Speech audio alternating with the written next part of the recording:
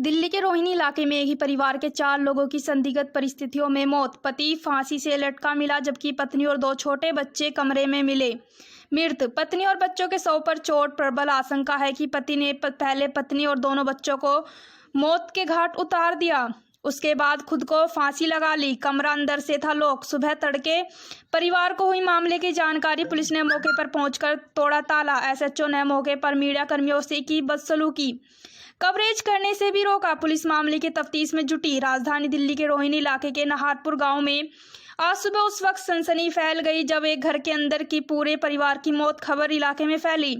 आशंका है कि पेशे से डीटीसी बस चालक ने अपनी पत्नी और 2 बच्चों की पहले हत्या की और उसके बाद खुद को भी फांसी के लगा ली। धीरज यादव नाम का यह बस चालक अपनी पत्नी आरती, 2 बच्चे और परिवार के साथ नाहरपुर गांव के इस मकान में लंबे समय से रह रहा था। बताया जाता है कि आए दिन पति पत्नी के बीच झगड़े होते थे। इनके 6 साल और 3 साल के 2 बच्चे भी थे, जो कि दोनों ही स्पेशल चाइल्ड है। मृतक के पिता के मुताबिक पति पत्नी के बीच में विवाद होता रहता था और बीती रात भी दोनों में कहासुनी हुई थी।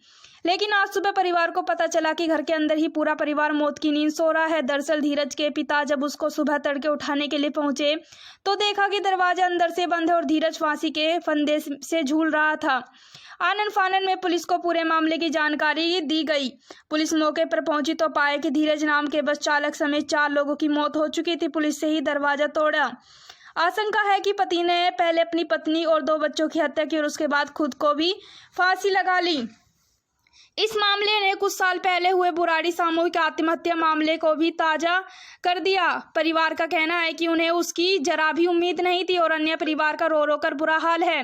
हैरानी की बात है कि इस मामले पर पुलिस मौके पर पहुंची और जब मीडिया कर्मी भी पहुंचे तो रोहिणी नॉर्थ एसएचओ द्वारा मीडिया कर्मियों के साथ बदसलूकी की गई और मीडिया को कवरेज करने से भी रोका गया। मेरे बंद कमरे की धमकी दी गई। रोहिणी नॉर्थ इलाके में पहले भी लगातार आपराधिक घटनाएं होती हुई नजर आती है। खास तौर से झपटमारी और चोरी की घटनाएं तो आम हो चुकी है, लेकिन हत्या की सनसनीखेज खबर को खुद पुलिस छुपाने की कोशिश कर रही थी। यही वजह है कि मीडिया कर्मियों को भी कैमरा चलाने से रोका गया, उनके साथ बदसलूकी की गई। वहीं इस घटना के बाद से पूरे इलाके में डर का माहौल बना हुआ है। लोगों का कहना है कि मृतक और उसका परिवार काफी मिलनसार और व्यवहारिक है और ऐसे में इस तरह की घटना की किसी को भी उम्मीद नहीं थी। फिलहाल रोहिणी नॉर्थ थाना पुलिस और तमाम आला अधिकारी भी मौके पर पहुंचे और मामले की तफ्तीश में जुटे हैं।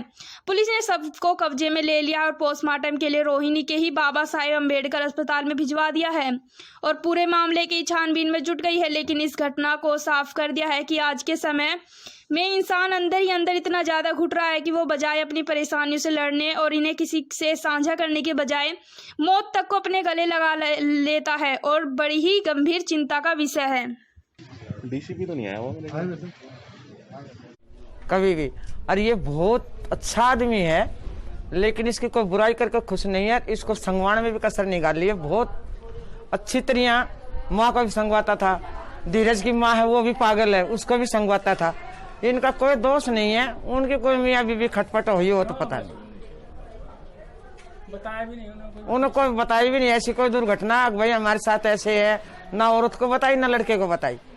कोई दिक्कत नहीं थी और अपना कुछ न कुछ सारा दे ही रहा था उनको। ऐसा विश्वास भी नहीं था। हाँ, कैसा हो जाएगा पड़ोस में। और हम तो बूढ़े हो गए देखते देखते। इन्होंने कोई लड़ाई झगड़े का तो कोई मतलब ही नहीं है इसका। जो धीरज है उनकी कैसी आदत थी, कैसे थे? वो आदत भाई देखो मियाँ बीबी के बीच में तो क्या पता लगता है भाई, बच्चों के में। हाँ, उनमें आपस में झगड़ा रहता था। हाँ, हो जा सोबर हो जा, मर्दवीर का झगड़ा बच्चों पर हो जा। ऐसी तो कोई दुर्घटना नहीं थी उनके साथ, लेकिन ये पता नहीं कैसे क्या हुआ उनका। और नौकरी भी लग रहा था वो डीटीसी में। हाँ। क्या नाम है आपका? महासिंह।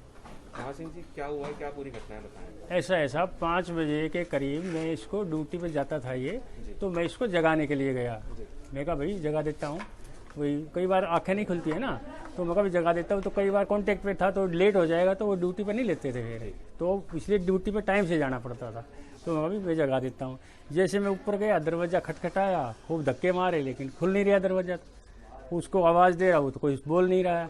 फिर मैंने वो राशन का वो डब्बा निकाला, डब्बे पे चढ़ करके फिर मैं ऊपर रोशनदान से देखा। मैं देखता हूँ तो ये उसमें लटका है। फिर बस मेरे तो होश गुम हो गए साहब। मैंने फिर बड़े वाले लड़के को जो, अरे भाई ये देखिए क्या हो गया। बोला पापा दरवाज़ा मत तोड़ना। तो अभी तो पुलिस को बताना पड़ेगा। तो पुलिस को बताया, पुलिस वालों ने आ करके उसको तोड़ा, दरवाजे को तोड़ करके फिर बोला भाई अंदर कोई नहीं जाएगा। तो हमें तो अंदर फिर जाने नहीं दिया जाओ। सर कौन कौन किस किस की डेथ हुई है इसमें? इसमें सब 2 पोते हैं और एक लड़का, एक लड़के के मिसेज, वो जी 4 रहते थे उसमें, 4 ही खत्म हो गए। क्या क्या नाम है आपके बेटे के, बहू और पोते? तो लड़के का नाम है धीरज यादव, बहू का नाम है आरती, और बड़े पोता जो है उसका नाम है हितेन, और छोटे का है अथर्व।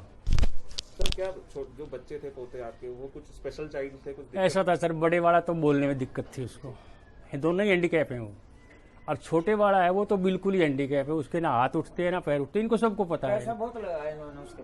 वो डॉक्टर यही बोलता था, बोला भैया तुम इसकी सेवा करो, इसका कोई आगे कोई वो नहीं है, मतलब आगे की कोई आशा नहीं है, क्योंकि हाथ पैर सब ऐसे ही थे। कितने साल थे बच्चे के? वो बड़े वाला तो प्रोग्रेस था उसका, तो थोड़ा मम्मी मम्मी बोलने लगा था, लेकिन छोटे वाला तो बिल्कुल बेकार था। तो वो जो बड़े वाला है वो 6 साल का था, और छोटे वाला है 3 का होगा या 2.5, 3 के करीब लगा, 3 का ही। क्या लगता है आपको, क्या क्योंकि आप पिता हैं उनके धीरज जी के, तो क्या आपको लगता है क्या वजह रही होगी आखिर? कभी कुछ सर बताया आपको? वजह तो देखो साहब ऐसा था, अभी औलाद के लिए तो हर आदमी परेशान रहता है, अभी परेशान रहता है औलाद के लिए तो हर आदमी, तो इसलिए अब ये पड़ोसन है तो सब जानती हैं भाई, उसका इलाज में हमने कोई कमी नहीं छोड़ते थे। जहाँ भी भाई कोई इलाज हो गया उसका, भाई यहाँ ले जाना, वहाँ ले जाना, बेटे तू इलाज करा इसका। कोई उसको कोई पर्सनल तकलीफ देनी हो, जैसे मान लिया कोई कपड़े धुलाने कुछ करना, नो मैं अपनी माँ का और उनका सबको अपने हाथ से कपड़े धोता हूँ, सारा घर का काम मैं अपने हाथ से करता हूँ। मतलब कभी कुछ बताया नहीं मैंने आपको कि कभी क्या परेशानी होती? नहीं, वो तो आपस में मियाँ बीवी का तो झगड़ा होता था इनका, वो किस लिए था, बच्चे की वजह से, वो क्यों रो रहा है, वो क्यों ऐसा कर रहा है, इसको ये नहीं किया, उसको वो नहीं किया, वो आपस में तो इनका चलता था। लेकिन उसमें जैसे मैं कई बार समझाता था तो बोलते आप क्यों आए हमारे मियाँ बीवी के बीच में, हमारा आपका, अरे भाई मैं बोले मैं जा रहा हूँ, मैं तो नीचे है, मैं तो फिर जाता ही नहीं था, सुबह जगा दिया उसके बाद फिर मैं नहीं जाता था, क्यों भाई करो जैसे। धीरज जी की उम्र कितनी होगी? ये सर ये 92 का जन्म है इसका, आप देख लो आप 92, तो ये है इसका 28-29 के करीब हो।